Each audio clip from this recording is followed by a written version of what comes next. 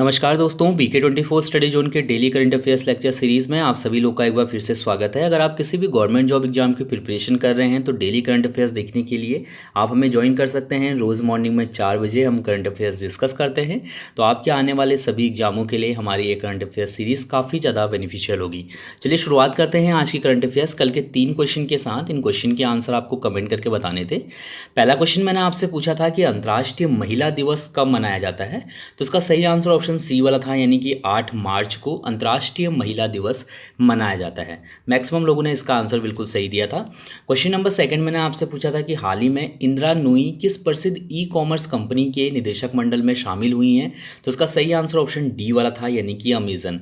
अभी हाल ही में इंदिरा नूई निदेशक मंडल में शामिल हुई हैं अमेज़न के, तो ये आपको यहाँ से ध्यान होना चाहिए। इंदिरा नूई कौन है, तो इंदिरा नूई पेप्सिको की पूर्व CEO हैं। ठीक है, चलिए क्वेश्चन नंबर 3 मैंने आपसे पूछा था कि हाल ही में दुनिया का सबसे बड़ा ई कचरा रिसाइकलिंग हब कहाँ खोला गया है, तो दुनिया का सबसे बड़ा ई कचरा रिसाइकलिंग हब खोला गया है दुबई में। ऑप्शन ए वाला सही था। अब शुरू कर रहे हैं आज की करंट अफेयर्स। पहला क्वेश्चन है हमारा कि 8 अप्रैल 2019 को सेना कमांडरों के द्विवार्षिक सम्मेलन का आयोजन कहाँ किया गया। सही आंसर ऑप्शन बी वाला है, यानी कि नई दिल्ली में 8 अप्रैल 2019 को सेना कमांडरों के द्विवार्षिक सम्मेलन का आयोजन नई दिल्ली में किया गया। इस सम्मेलन में भारत की जो मौजूदा सुरक्षा व्यवस्था है उसके बारे में चर्चा की गई और साथ ही साथ जो आने वाले खतरे हैं, खास करके जो हमारे पड़ोसी देशों से, चाहे हम बात करें पाकिस्तान की, चाहे हम बात करें चीन की, तो इनकी तरफ से आने वाले टाइम में जो खतरे हैं उनसे कैसे निपटा जाए उसके बारे में जो है इस पूरे द्विवार्षिक सम्मेलन में बातचीत की गई। भारत की जो रक्षा मंत्री हैं वो है निर्मला सीतारमण। तो निर्मला सीतारमण ने भी जो है इस सम्मेलन में भाग लिया था। तो आपको यहाँ से पता होना चाहिए कि भारत की रक्षा मंत्री कौन है। इसके बाद क्वेश्चन नंबर 2 है हमारा कि हाल ही में निम्न में से किसे पवन हंस लिमिटेड के CMD पद का अतिरिक्त प्रभार सौंपा गया है। सही आंसर ऑप्शन सी वाला है, यानी कि उषा पदी को अभी हाल ही में पवन हंस लिमिटेड के CMD पद का अतिरिक्त प्रभार सौंपा गया है। ये पद खाली था, मतलब पवन हंस लिमिटेड का जो CMD का जो पद है वो खाली था।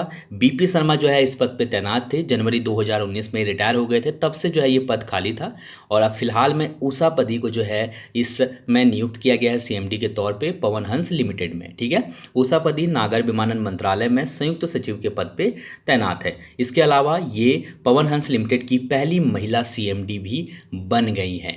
ठीक है, हालांकि इनको कुछ टाइम के लिए ही नियुक्त किया गया है, जब तक जो परमानेंट CMD नहीं आ जाते तब तक इनको नियुक्त किया गया है, लेकिन इनके नाम पे ये चीज़ जो है इतिहास बन गया है कि पहली महिला हो गई हैं ये जो कि CMD नियुक्त हुई हैं पवन हंस लिमिटेड पे। जो पवन हंस लिमिटेड है ये भारत में हेलीकॉप्टर सेवाएं प्रदान करता है और जैसे कि बहुत से राज्यों को जो है ये हेलीकॉप्टर की सेवाएं देता है। इसके अलावा जब वैष्णो देवी की अगर हम बात करें तो जो यात्री जाते हैं, तीर्थयात्री, उनको जो है मतलब वहाँ तक पहुँचाने का काम भी इस पवन हंस लिमिटेड के माध्यम से किए जाते हैं, जो भी इनके हेलीकॉप्टर होते हैं। ठीक है, इसका मुख्यालय कहाँ पर है, नोएडा में है। तो ये चीज़ आपको यहाँ से ध्यान होनी चाहिए। क्वेश्चन नंबर 3 है हमारा कि हाल ही में जस्टिस प्रदीप नंद्राजोग ने किस उच्च न्यायालय के मुख्य न्यायाधीश के रूप में शपथ ली है। सही आंसर ऑप्शन ए वाला है, यानी कि बॉम्बे उच्च न्यायालय के मुख्य न्यायाधीश बनाए गए हैं जस्टिस प्रदीप नंद्राजोग। इससे पूर्व ये राजस्थान उच्च न्यायालय के मुख्य न्यायाधीश थे और ये किसका स्थान ले रहे हैं यहाँ पर, तो ये नरेश पाटिल का स्थान ले रहे हैं, जो कि 6 अप्रैल को रिटायर हो गए हैं। नरेश पाटिल बॉम्बे हाई कोर्ट के मुख्य न्यायाधीश थे। ठीक है, 6 अप्रैल को रिटायर हो गए थे और इनकी जगह पर जस्टिस प्रदीप नंद्राजोग को नियुक्त किया गया है। अगर मैं आपको यहाँ पर से दिखाऊँ तो ये हैं justice Pradeep Nandrajog, Bombay high court के मुख्य न्यायाधीश। क्वेश्चन नंबर 4 है कि हाल ही में भारत सरकार ने किस स्थान पर फंसे CRPF के 15 जवानों को बाहर निकाला है, तो उसका सही आंसर ऑप्शन ए वाला है, यानी कि त्रिपोली। त्रिपोली पड़ता है लीबिया में और यहीं पर फंसे CRPF के 15 जवानों को निकाला है भारत सरकार ने। बेसिकली त्रिपोली में जो है स्थिति अभी काफ़ी ज़्यादा ख़राब हो गई है, काफ़ी ज़्यादा जो है यहाँ पर हिंसा फैल रही है, जिसके कारण जो है भारत ने अपने सैनिकों को बाहर निकाल दिया है। 15 सैनिकों की एक टुकड़ी थी CRPF की, वो बाहर आ चुके हैं। ठीक है, यानी कि त्रिपोली या फिर लीबिया से जो है बाहर आ चुके हैं। ठीक है, अगर हम बात करें ये जो CRPF की यहाँ CRPF के जो ये जवान थे यहाँ क्या कर रहे थे, तो इनको भारत सरकार ने यहाँ पर नियुक्त किया था, एक शांति सेना के रूप में जो है इनकी तैनाती यहाँ पर की गई थी। ठीक है, तो आपको पता होना चाहिए, ये क्वेश्चन एग्जाम के लिए अच्छा है, आप लोग याद रख सकते हैं। क्वेश्चन नंबर 5 है हमारा कि हाल ही में मलेशिया ओपन 2019 पुरुष सिंगल्स का खिताब किसके द्वारा जीता गया है? तो इसका सही आंसर है ऑप्शन सी वाला, यानी कि लिन डैन ने मलेशिया ओपन 2019 पुरुष सिंगल्स का खिताब अपने नाम कर लिया है। और बेसिकली हम बात करें मलेशिया ओपन 2019 की या फिर मलेशिया ओपन की, तो इसका संबंध बैडमिंटन से है। ठीक है, तो बैडमिंटन का ये जो है खेल है, प्रतियोगिता है, जिसमें जो है जीता है लिन डेन ने। ठीक है, तो लिन डेन चीन के रहने वाले हैं और इन्होंने किसको हरा कर जीता है? तो इन्होंने चीन के ही चेन लांग को हराकर जो है ये खिताब अपने नाम किया है। तो आपको ये यहाँ से ध्यान रखना चाहिए, ये यहाँ से इंपॉर्टेंट है।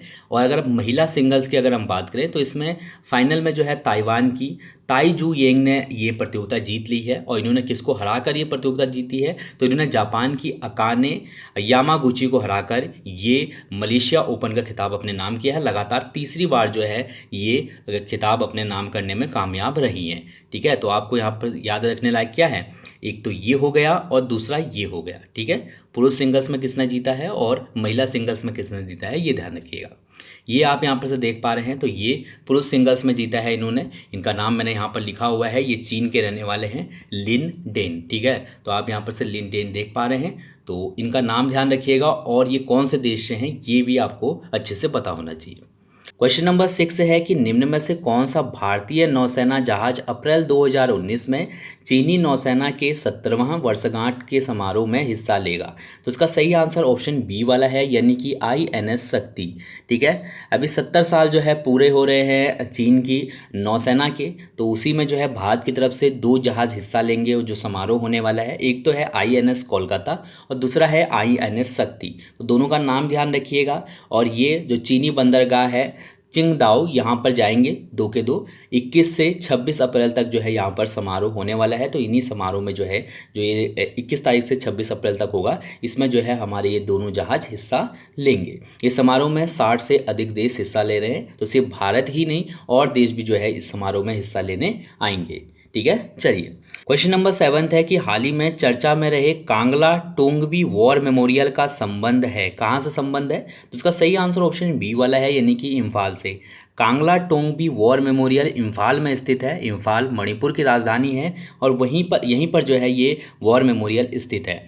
अभी इसने अपनी 75वीं सालगिरह मनाई है, तो अभी चर्चा में है। 75 साल जो है कांगला टोंगबी के युद्ध को 75 साल पूरे हो चुके हैं। थोड़ा सा मैं आपको हाईलाइट दे देता हूँ इसके बारे में। जब द्वितीय विश्व युद्ध हो रहा था 1944 में, तो उस वक्त जापानियों ने जो है कांगला टोंगबी डिपो पर कब्जा करने की कोशिश की थी। यहाँ पर काफ़ी हथियार रखे गए थे, तो इसलिए जो है यहाँ पर कब्जा करने की कोशिश की गई। 221 जो है यहाँ पर सैनिक कह लीजिए या फिर कर्मचारी कह लीजिए, जो है यहाँ पर इसकी पूरी रखवाली कर रहे थे पूरे डिपो की, जहाँ पर हथियार रखे हुए थे।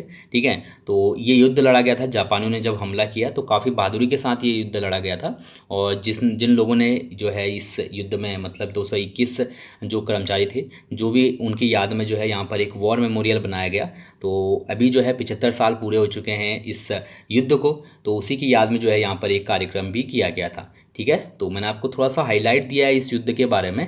आप लोग अगर पढ़ना चाहें तो यूट्यूब पे मिल जाएगा और गूगल पे भी बहुत सा है इस युद्ध के बारे में, आप पढ़ सकते हैं। ठीक है, चलिए यहाँ पर से अगर हम मणिपुर के बारे में देखते हैं तो मणिपुर की राजधानी क्या है? मैंने जैसे कि आपको इससे पहले बता ही दिया है, इम्फाल है। जिले हैं मणिपुर में 16। राज्यपाल हैं नजमा हेपतुल्ला और मुख्यमंत्री हैं N बीरेन सिंह।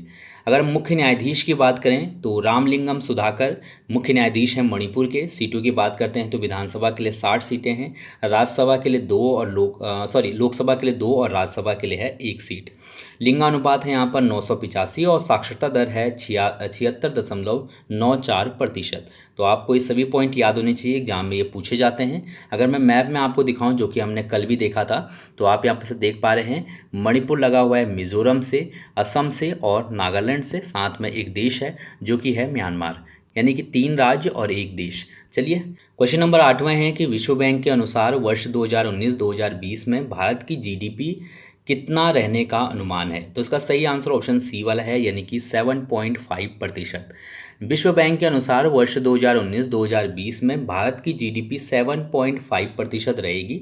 ये 7 अप्रैल को जो है इसने दक्षिण एशिया पर जारी एक रिपोर्ट जारी की थी और उसमें इसने बताया कि वित्त वर्ष 2018-2019 में जो जीडीपी दर थी भारत की वो 7.2% रही। ठीक है, तो ये क्लियरली आपको याद होना चाहिए। अगर हम विश्व बैंक की बात करें तो विश्व बैंक का मुख्यालय है वाशिंगटन डीसी और इसकी स्थापना हुई थी 1945 में। जो भी अनुमान लगाता है जीडीपी संबंधित, ये जो है ऊपर नीचे होता रहता है। जिस तरीके से देश की जो है अर्थव्यवस्था ऊपर नीचे होती है, ये अपने अनुमान भी बदलते रहते हैं। ओके, इसके बाद क्वेश्चन नंबर 9 है हमारा कि हाल ही में किस देश के प्रसिद्ध जीव विज्ञानी सिडनी ब्रेनर का निधन हो गया। तो इसका सही आंसर ऑप्शन सी वाला है, यानी कि दक्षिण अफ्रीका।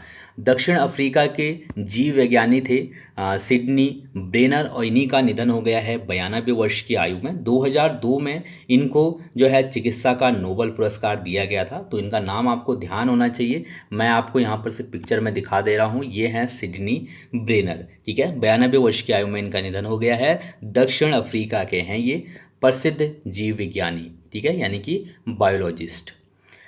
क्वेश्चन नंबर 10वां है कि हाल ही में किस राज्य में मकड़ी की एक नई प्रजाति खोजी गई है। तो इसका सही आंसर ऑप्शन बी वाला है, यानी कि केरल में। अभी हाल ही में केरल में मकड़ी की एक नई प्रजाति खोजी गई है। इसे जंपिंग स्पाइडर समूह का माना जा रहा है। वैज्ञानिकों ने यह देखा, जब इस मकड़ी को यहाँ पर मैं आपको दिखा रहा हूँ, जब इस मकड़ी का जो है पूरा अवलोकन किया वैज्ञानिकों ने, तो उन्होंने देखा कि इसके अगले दोनों पैरों के नीचे एक लंबी रीढ़ होती है। तो इसलिए जो है वैज्ञानिकों ने इसका नाम रख दिया है हेब्रोस्टेम लॉन्गिस्पिनम। तो ये चीज़ आपको यहाँ से ध्यान होनी चाहिए। इसका जो वैज्ञानिक नाम है वो याद रखिएगा। ये जो प्रजाति है इस प्रजाति की मकड़ियाँ आमतौर पर यूरेशिया और अफ्रीका के जंगलों में पाई जाती हैं, लेकिन फिर भी यूरेशिया और अफ्रीका के जंगलों में पाई जाने वाली मकड़ी से ये काफ़ी हद तक अलग है। ठीक है, तो केरल में ये पाई गई है, यहाँ पर से आप देख पा रहे होंगे। अब आपके लिए आज के प्रश्न हैं, इन प्रश्नों के उत्तर आप मुझे कमेंट करके बताइएगा। फर्स्ट क्वेश्चन आपके लिए है कि हाल ही में निम्न में से किसे विश्व बैंक का अध्यक्ष नियुक्त किया गया है। One of the most important question है ये आपके एग्जाम के लिए, इसका आंसर जरूर दीजिएगा। देन सेकंड क्वेश्चन आपके लिए है कि वैश्विक ऊर्जा संक्रमण सूचकांक 2019 में भारत का कौन सा स्थान था। ग्लोबल एनर्जी ट्रांजिशन इंडेक्स 2019 में भारत का कौन सा स्थान था। इसके बाद क्वेश्चन नंबर 3 आपके लिए है कि फिल्म फेयर पुरस्कार 2019 में सर्वश्रेष्ठ अभिनेता किसे चुना गया। सो इसका आंसर भी आप मुझे कमेंट करके बताइए और साथ में बताइए कि आपको वीडियो कैसी लगी। थैंक यू सो मच इस वीडियो को देखने के लिए। आपका दिन शुभ हो। धन्यवाद।